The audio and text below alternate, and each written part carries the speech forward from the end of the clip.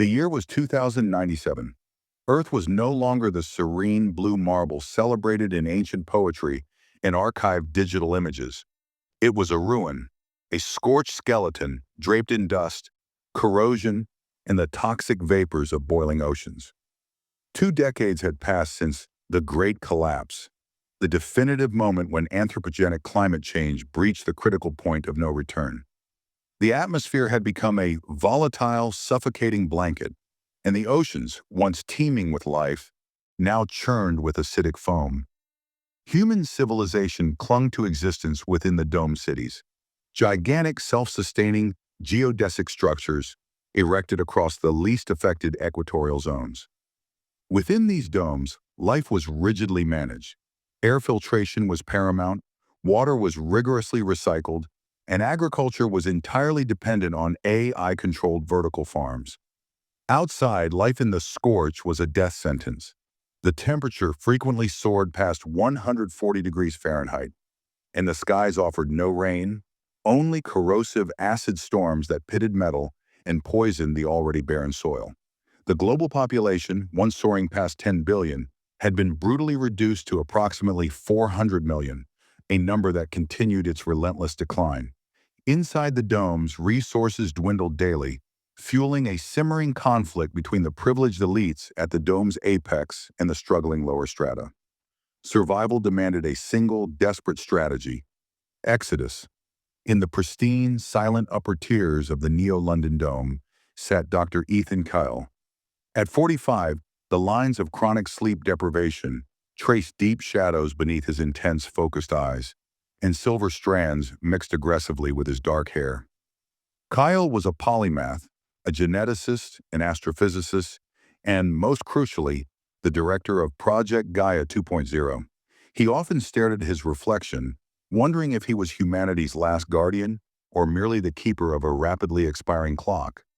His life's work culminated in a monumental effort: the design and construction of the interstellar colonization vehicle, the Ark. The objective of Gaia 2.0 was frighteningly simple, yet nearly impossible. Select the most genetically viable 10,000 human beings, prepare them for a multi-generational interstellar voyage, and establish a colony on Terra. Terra, an exoplanet orbiting a distant red dwarf star, lay firmly within its star's Goldilocks zone, promising the necessary conditions for liquid water and a potentially habitable environment. Kale's holoscreen displayed complex metrics. He tracked the VOI, vulnerability index, for the dome's structural integrity, a line climbing dangerously close to 100%. A failure of the atmospheric sealant was projected within 18 months. "We are out of time," Kyle muttered to the silence of his hub. "This isn't a race for glory, it's a fight for survival." The Ark was a wonder of late-century engineering. Assembled over 15 years in Earth's orbit, it was powered by a quartet of advanced cold fusion reactors and structured around massive, bioengineered cryosleep pods. The realism of the project was its most painful facet. The selection process was not democratic, it was purely utilitarian, guided by the impartial AI oracle. Candidates were screened based solely on genetic health, essential technical skills, and deep psychological resilience. It forced an ethical calculus: whose life deserves to be saved? For Kale, this process was deeply personal. His younger sister, Lila, afflicted by a post-collapse respiratory illness, had been deemed genetically non-viable for Terra's atmosphere. Kale's logical mind accepted Oracle's verdict: the rules apply equally to all. Yet the pain of leaving her behind gnawed at his core. On the evening of the final pre-launch checks, Kale's chief technical officer, Dr. Brooke Ellis, approached him in the dim light of the control hub. "Dr. Kale, we've detected a rogue energy signature probing the Ark's launch systems," Brooke whispered. "The signature matches the proprietary quantum encryption protocol used by Ethel Corp." Ethel Corp was an ancient, immensely wealthy multinational corporation that viewed Gaia 2.0 as a wasteful drain on the resources they intended to seize after the dome's inevitable failure. "They are trying to disable the Ark before launch," Cal stated flatly, his jaw tightening. "We have less than 48 hours," Brooke confirmed. Ethel Corp operatives are inside the dome. They're attempting to execute a complex, phased hack against our navigation. The holoscreen. The exhaustion was replaced by cold determination. Brooks suddenly increased the cryopod capacity by 500, just in case, and prepare an alpha list of high-level Ethel Corp scientists and engineers, Cal commanded, his voice measured and dangerous. If they choose to fight us on this turf, we will steal their most valuable assets out from under them. We won't just escape, we will take their future with us. In that moment, Dr. Ethan Kyle ceased being solely a scientist. He became a commander and a protector.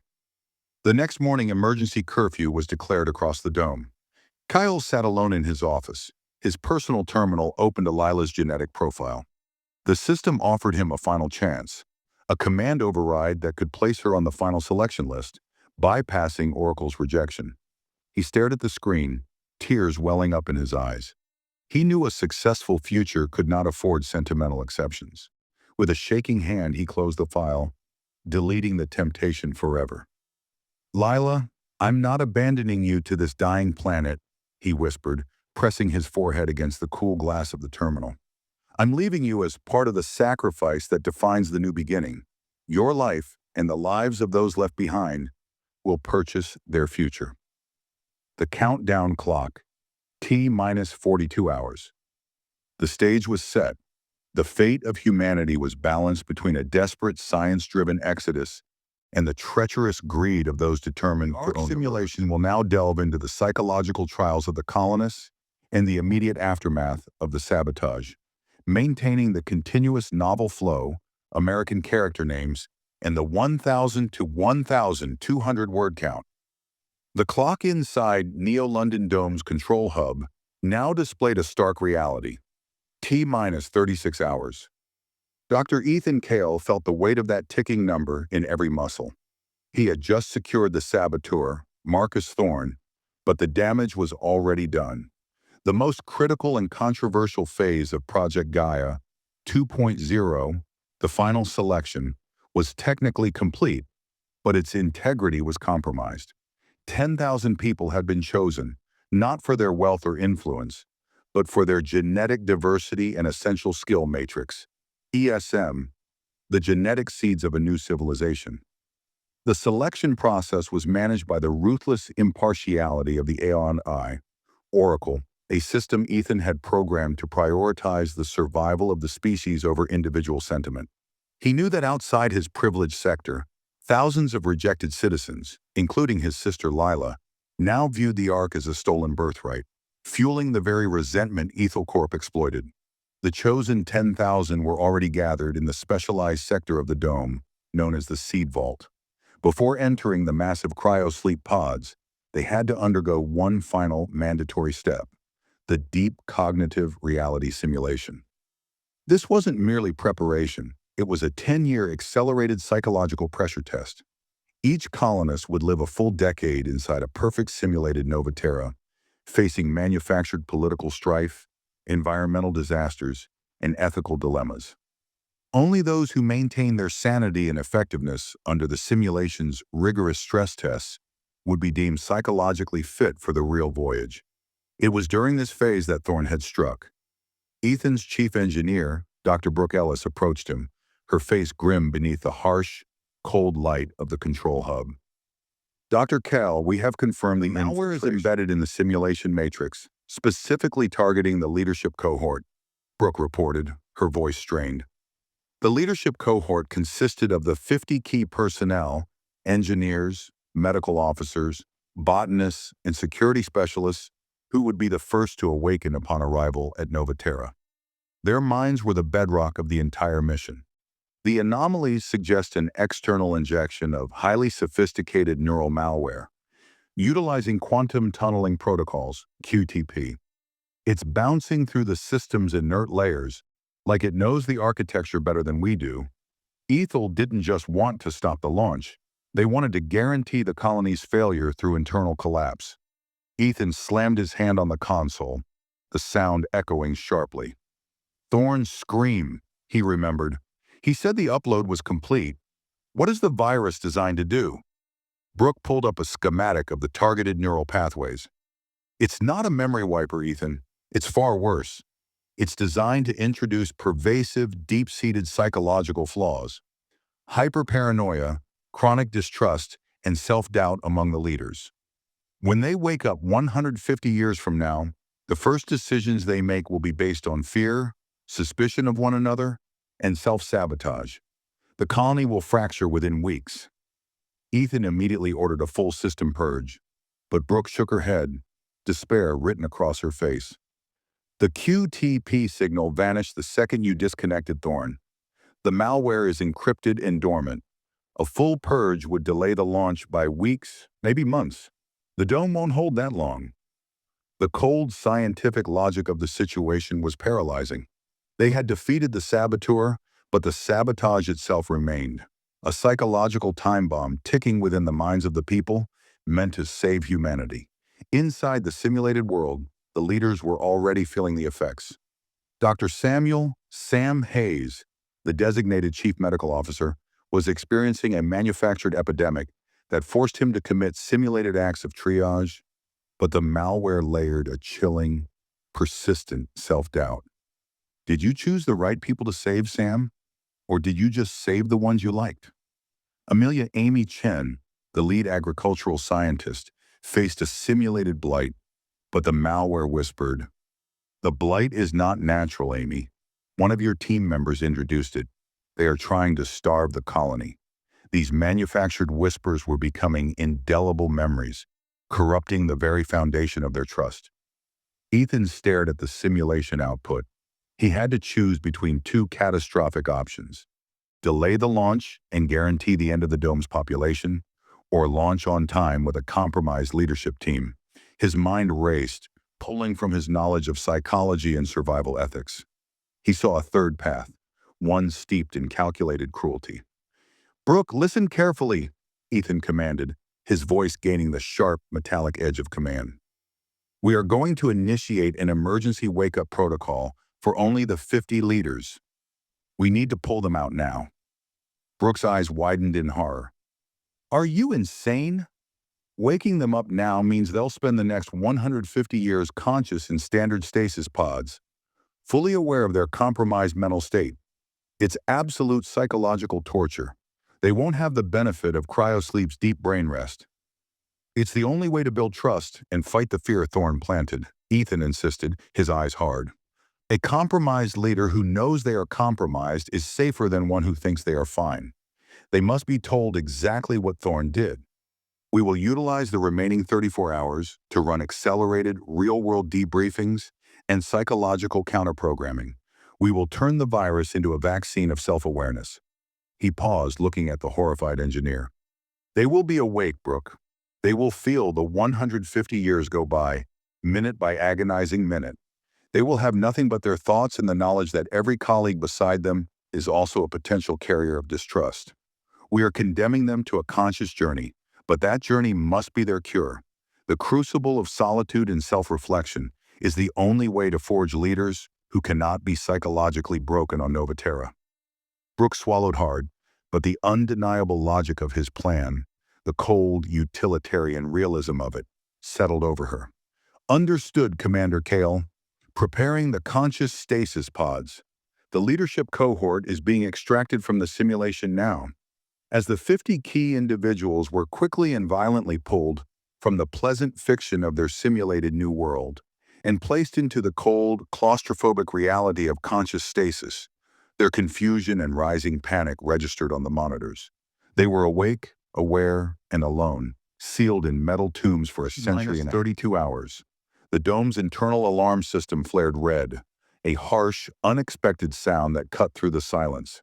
"The Ethel Corp agents we didn't catch are making a last-ditch attempt," Brooke shouted over the sudden noise. "They are targeting the primary fusion reactor cores. They are trying to create an orbital blast that will destroy the Ark upon liftoff." The psychological fight had just been preempted by a very real physical threat. The shattered Earth and the void's embrace will focus on the immediate launch sequence under attack, the escape from Earth's gravity well, and the establishment of the deep space routine, highlighting Ethan Cale's personal sacrifice and the realism of interstellar travel. The siren was a banshee wail, a sound the inhabitants of the Neo-London Dome had been trained to fear since childhood, a structural breach warning. But this time, it was different. It was an active threat. T-minus 32 hours had instantly become a life-or-death decision. Brooke Ellis's voice was a sharp crackle in Ethan Cale's earpiece. Ethan, they penetrated sub-level 5. They're placing kinetic charges on the primary reactor conduit lines. If those charges detonate during ignition, the resulting feedback loop will turn the arc into a debris field covering 500 kilometers. Can we isolate the conduit? Ethan yelled back, watching the heat signatures of the intruders rapidly approach the core on his terminal. Too slow. The lockdown sequence takes 15 minutes. We have to initiate the full emergency launch protocol now. It overrides all safety checks, but it might give us a 5-minute head start before the charges arm. Brooks' calculation was simple. Risk a dangerous, untested launch, or guarantee total annihilation. Ethan didn't hesitate. He slammed his hand onto the massive, backlit crystalline panel labeled Launch Sequence.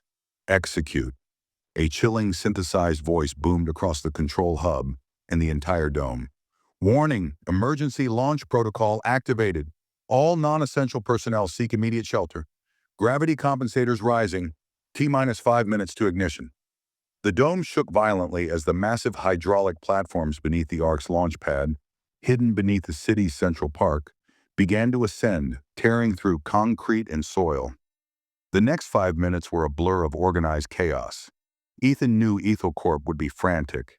They had planned for sabotage during the final stages of preparation, not during liftoff.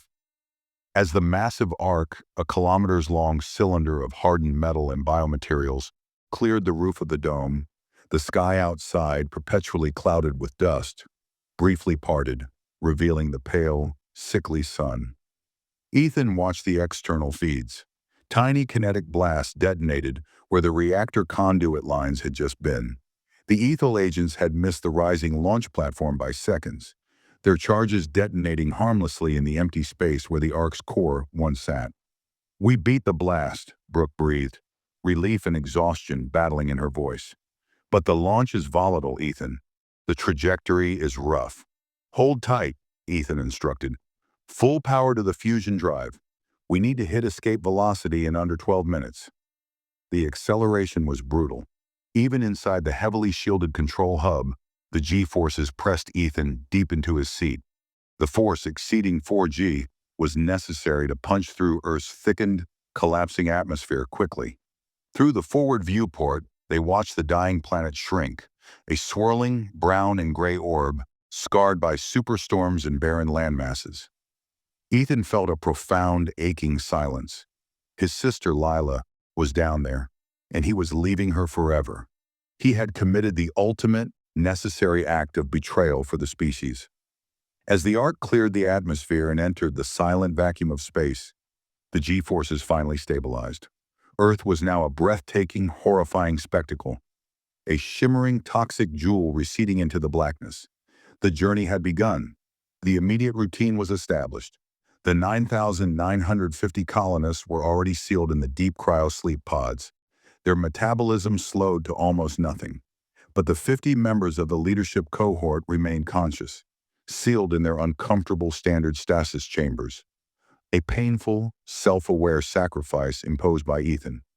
He visited their observation deck frequently.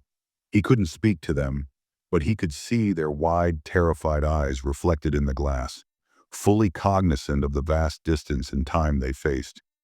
Haunted by the seeds of distrust planted by the next several months of the journey, as the Ark utilized its fusion drives to reach cruise speed, working tirelessly with Brooke to develop the psychological counterprogram. This program wasn't code. It was a complex series of audio-visual files, ethical debates, and historical lessons on human failure designed to play into the leaders' minds over the next century and a half. We can't remove the paranoia, concluded one night, the distant stars blurring past the main viewport. But we can teach them to recognize it. We're conditioning them to know that the voices of doubt are the remnants of Thorne's attack, not their own intuition. We're turning a weakness into a perpetual warning system. Brooke, exhausted, leaned back. It's a cruel form of therapy, Ethan. They're essentially living in solitary confinement with the knowledge that they're mentally compromised. Survival is cruel, Ethan replied, his voice flat, and they are the most important 50 people humanity has ever produced. Their consciousness is the price of our future. As the Ark finally initiated its long, silent coast through the void, cutting off the main fusion drives and relying on passive velocity, the passage of time became meaningless. Ethan, Brooke, and the small team of maintenance personnel settled into the deep space routine. Their lives were a cycle of checks, maintenance, and the constant monitoring of the cryopods and the conscious leadership cohort. The greatest challenge became the isolation. They were fully disconnected from Earth. Any message would take decades to reach them, making communication pointless. They were truly alone. The realism of this journey was the cold, hard fact of physics. There was no turning back, no resupply, and no help. Every screw, every circuit, every drop of recycled water had to last 150 years. Their world was now 3,000 feet of metal traveling at near light speed. Ethan often found himself drawn to the exterior viewport, staring into the terrifying, beautiful depth of the void.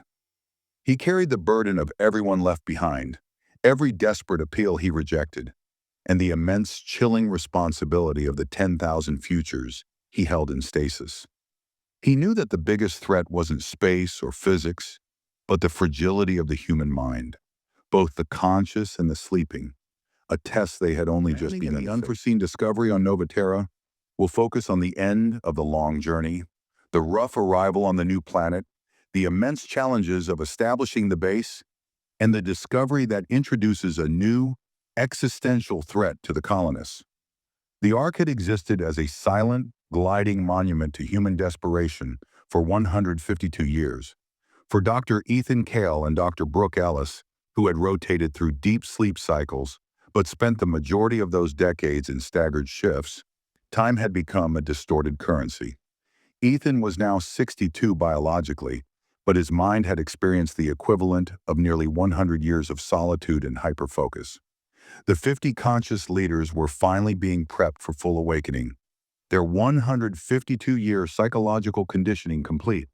They were fractured, scarred by their long isolation, but fundamentally aware of their own deep-seated flaws, a brutal success. The final phase of the journey was marked by the harsh, violent braking burns. The colossal fusion drives flared, slowing the Ark from relativistic speeds. On the main viewport, the target grew from a star-like pinprick into a tangible atmospheric world. Terra.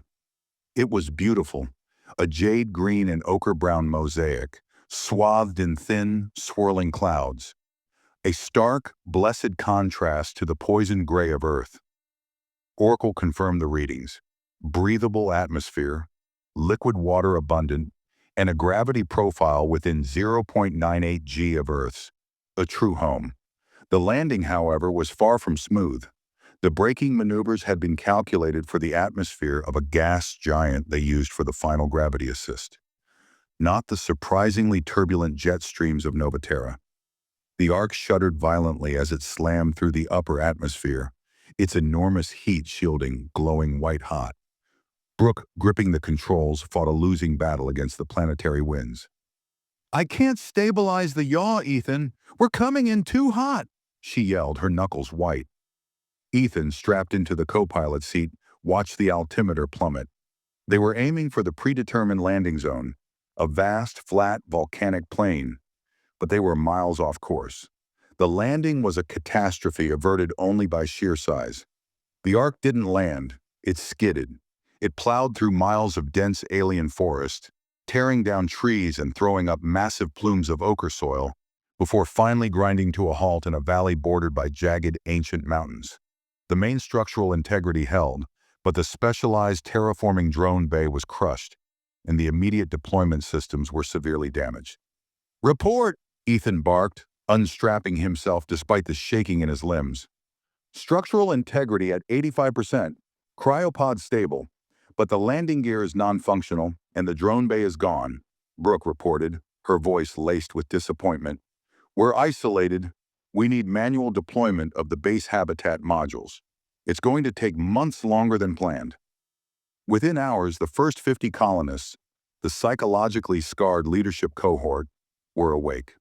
Their first breaths of Nova Terra's air were shallow, burdened by the realization that they were the advance guard, staring at a massive, damaged vessel in a world that was wilder and more hostile than the simulations ever suggested. Among them was Dr. Samuel Hayes, the chief medical officer, his eyes showing the depth of his 152 years of conscious torment. Yet his movements were sharp and professional. Amelia Chen, the lead agricultural scientist, immediately focused on the soil samples, her face grim. The soil was rich, but the alien biology was aggressively competitive. The following weeks were defined by relentless, back-breaking labor. The colonists used heavy-duty construction vehicles from the general storage bays to cut down the colossal trees and clear the wreckage. The first few habitat modules were erected manually, forming a small, pressurized cluster they dubbed Ethel's Folly, a sardonic tribute to the corporation that almost ended them. The internal tension Ethan had anticipated from the compromised leaders was present, but strangely muted. The shared conscious trauma of the journey had bonded them, turning their individual paranoia into a collective hypervigilance. They didn't trust each other fully, but they trusted the threat and their mission more. One sweltering Nova Terra afternoon, a geological survey team, led by Dr. Ray Carter, was mapping the valley wall near the crash site for potential water sources. They were working deep in the shadow of the imposing, jagged mountain range. Ray's voice came over the comms, breathless and raw with stunned disbelief. "Commander Kale, this isn't a mountain range. It's artificial, and it's huge." Ethan and Brooke immediately took a heavily armored survey vehicle to the coordinates. What they saw defied every single astronomical and exobiological expectation. The mountains were not rock. They were structures, immense, kilometer-high geometric monoliths made of an impossibly black, metallic obsidian. They stretched in a perfect, equidistant curve around the entire valley, an ancient, silent city of impossible scale. The team descended into the shadow of the nearest monolith. Its surface was warm, humming faintly, with a low, deep frequency that resonated in their chests. There were no doors, no windows, only vast, smooth surfaces etched with complex, delicate script that shimmered briefly when touched. Ray Carter's geoscanner wasn't detecting rock. It was detecting a perfectly structured lattice of an unknown element, designated Element 09, ES9, with an energy density far exceeding anything known on Earth. "This planet wasn't empty, Brooke," Ethan whispered, staring up at the structure that dwarfed the ark. "This was someone's home." Then they found the entrance. It wasn't a door, but a disruption in the seamless surface of the obsidian. As they approached, the humming intensified, and a section of the monolith melted away, revealing a dark, vertical chasm leading into the depths of the structure. The air pouring out was sterile, cold, and carried the faint metallic scent of ozone. Ray cautiously held his scanner into the opening. The readings pulsed violently. "Ethan, the internal energy reading is enormous, and it's coherent. Whatever is down there, it's not dead. It's waiting." Ethan Kell, standing at the precipice of an ancient alien mystery, felt a familiar pressure, the weight of an unforeseen, existential crisis. They had survived Earth's death and the long, silent terror of space, only to find that their new beginning was built directly on top of someone else's unfinished history. The biggest threat to their colony wasn't the hostile flora or the damaged ark. It was the realization that Nova Terra had an original owner, and they might have just woken it up. The conflict and the choice will escalate the tension, focusing on the team's conflicting reactions to the alien structure, the discovery of the structure's purpose, a dangerous containment system, and Commander Kale's ultimate, difficult decision regarding their mission's survival. The discovery of the obsidian monoliths transformed the colonists' mission from one of survival to one of espionage and fear. The monolithic structures, dubbed the Sentinels, hummed with an unsettling low-frequency energy. They were clearly a containment system, not a city, a gigantic, silent prison built by a long-gone, vastly superior civilization. Commander Ethan Cale knew they were standing on a ticking clock, and that the greatest danger lay not in the structures themselves, but in Element 09, EZ9, the super-dense metal they were composed of. The internal conflict began immediately. Cale convened an emergency meeting in the main habitat module, the tense air thick with recycled oxygen and suppressed anxiety. The leadership cohort, scarred by their conscious journey, was now divided. Dr. Samuel Hayes, the CMO, argued for extreme caution. "We are 10,000 people, Ethan. We cannot risk contact. We must fortify Ethel's folly and avoid this area until we can understand the EZ9 energy readings. If this is a containment field, we have no idea what it is containing." Opposing him was Amy Chen, the lead agricultural scientist, whose research suggested the soil and climate around the Sentinels were genetically superior for their initial crop cycles. "We are already behind schedule due to the crash. Our long-term survival depends on utilizing the best resources. The Sentinels are dead. They're just architecture. We must extract EZ9 to repair the Ark and build proper shields for our habitat." Her voice was pragmatic, her focus entirely on utilitarian survival, a trait that had been sharpened, not dulled, by the psychological trauma of her stasis. Ethan saw the truth. Both sides were driven by the paranoia planted by Thorn, now manifesting as a division between fear and ruthless ambition. He needed to make a scientific assessment, fast.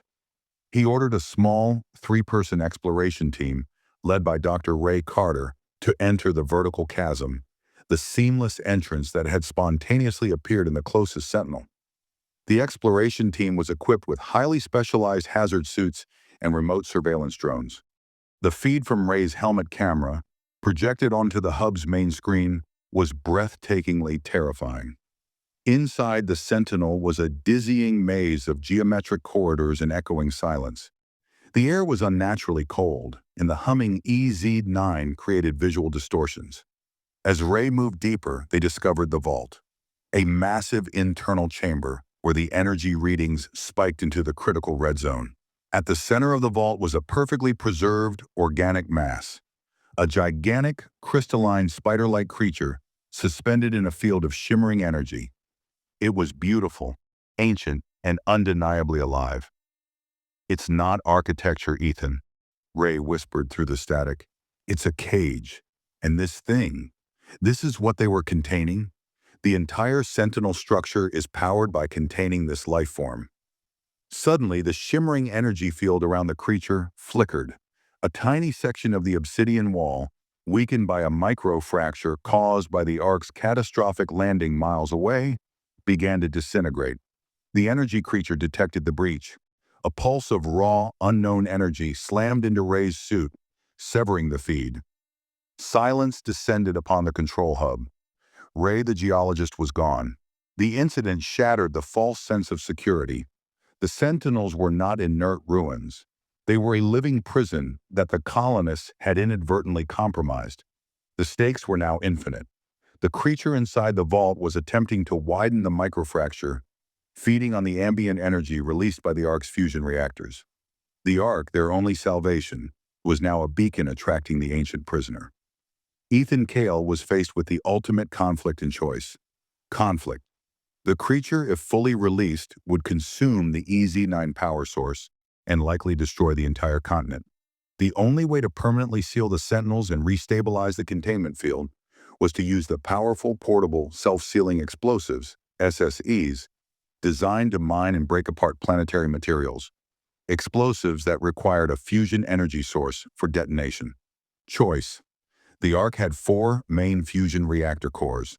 To successfully detonate the SSEs needed to seal the crack, Cale would have to dedicate Reactor Core 4, a core essential for the colony's long-term power generation and, critically, the only core powerful enough to jumpstart the crippled terraforming drone bay.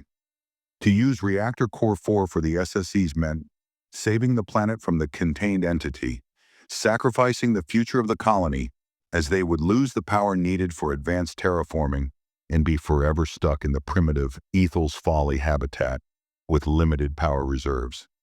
To save Reactor Core 4 meant guaranteeing the colony's energy and development, condemning Nova Terra and eventually themselves to destruction once the containment entity broke free. Ethan stared at the holographic projection of the Ark's power matrix, then at the image of the massive spider creature. He thought of Lila, his sister, whose sacrifice allowed the Ark to leave Earth. He thought of the 10,000 sleeping souls whose futures were contingent on this single brutal decision. The realism of the moment was that one must choose the immediate greater good, even if it mortgages the long-term dream. He turned to Brooke, his voice resonating with finality. Brooke, prepare the SNSES for deployment at the microfracture point. We are dedicating reactor core 4 power to the detonation matrix.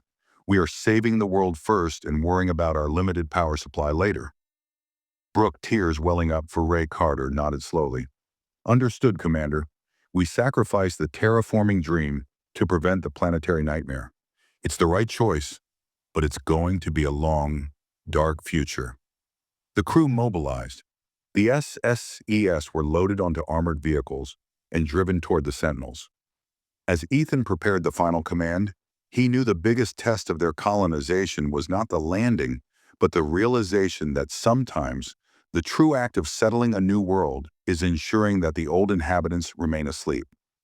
They were about to make a small, fragile foothold on Nova Terra, but at the cost of the advanced civilization they were meant to build.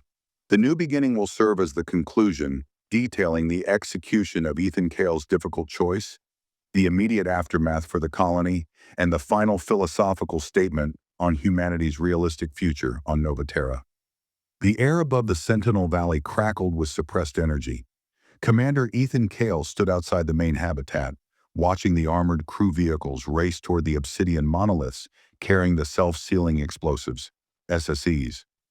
His decision to sacrifice Reactor Core 4 was final, and the repercussions were immense.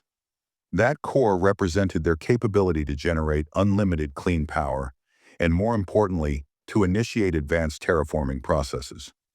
They had chosen survival over the dream of immediate, rapid expansion. Inside the control hub, Brooke Ellis oversaw the delicate rerouting of the power matrix. Core 4 is decoupling, Ethan. We're running on emergency power from the remaining 3. We'll have to ration energy for the next 2 decades until we can mine and assemble a new core. The massive holographic projection of the Ark's energy levels dropped sharply. The lights in the habitat flickered, a physical manifestation of their reduced future. The crew reached the microfracture point on the Sentinel wall, a hairline crack that was slowly widening under the pressure of the contained entity. The energy creature, glimpsed only once, was actively testing its prison. The SSES were deployed and magnetically anchored around the fracture. Firing sequence initiated, Brooke reported over the comms, her voice tight. 10 seconds to detonation. Get back. Cal didn't move. He watched the horizon as the power from Reactor Core 4 was routed through the planetary comms network, surging into the SSES. The resulting explosion was not an outward blast of fire, but a terrifying, implosive surge of light. The EZ-9 metal absorbed the fusion energy, melting and instantly reforming into a thick, unbreakable seal over the crack. The humming of the Sentinel structure intensified to a deafening roar, then abruptly ceased. A profound, unsettling silence fell over the valley. The creature was sealed. Nova Terra was safe. But the price was paid. The aftermath was defined by realistic limitations. The 10,000 colonists were eventually thawed, not into a booming city, but into a stark, frontier camp. Ethel's Folly, powered by 3 heavily monitored fusion cores. The advanced plans for climate manipulation and global agriculture were shelved. Their immediate future was one of austerity, slow growth, and reliance on small-scale, localized vertical farming managed by Amelia Chen. The leadership cohort, once the mission's greatest vulnerability, became its greatest strength. Their 152 years of conscious torment, their crucible of solitude, had permanently ingrained a sense of hypervigilance and absolute brutal honesty. They were not comfortable leaders. They were severe, perpetually wary, but they were unshakable. Dr. Sam Hayes, the CMO, enforced stringent population control and resource rationing, knowing every single resource was irreplaceable. Their shared dark secret, the psychological virus, bonded them in an unspoken pact. We are compromised, therefore we are the only ones who can lead. Ethan Cale, now officially titled the director of the first generation, embraced his role as a historical anchor. He oversaw the construction of a permanent, low-power monitoring station near the Sentinels. His final act of leadership was to issue the Gaia Mandate. We are not here to conquer, we are here to survive. We build our new home on someone else's tomb. We will not repeat the greed of Earth. The Sentinels are not a resource, they are a boundary. The greatest service we can offer the sleeping civilization is to ensure their prison remains their prison, and that we, the fragile remnants, live only on the periphery. Decades passed. Ethel's folly slowly grew into the small, self-sufficient town of New Hope. The first generation, born in the cryopods, aged and passed on their austere legacy to the second generation, born on Nova Terra. They knew the full truth. They were a fragile colony, forever shadowed by the colossal, obsidian silence of the Sentinels, living under the permanent constraint of limited power and difficult terrain.